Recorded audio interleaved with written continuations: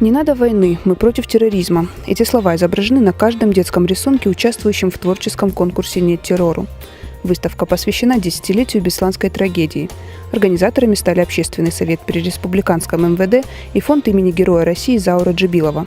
Идея, она продиктована той страшной датой и теми событиями, которые произошли.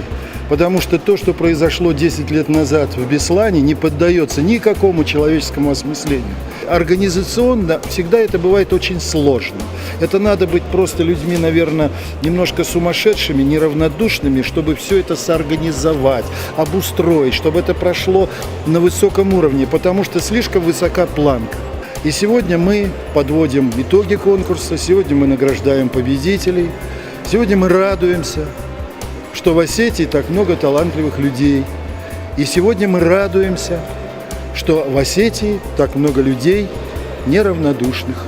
Конкурс проводился с 20 июля по 20 августа и состоял из нескольких номинаций. Победителей наградили в Бесланском дворце культуры, вручили дипломы и памятные подарки. Я изобразила ангела и руку с крестом.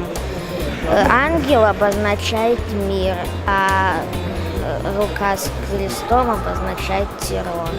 Особое место на выставке занимает инсталляция турецкой художницы Диляры Акай. Она посвящена матерям Беслана. Для создания своей работы художница вылила воду из бутылок в городе ангелов. Затем бутылки стали сосудами желаний, в каждый из которых вложены поминальные свечи, фотографии жертв, письма и стихи на русском, турецком и английском языках.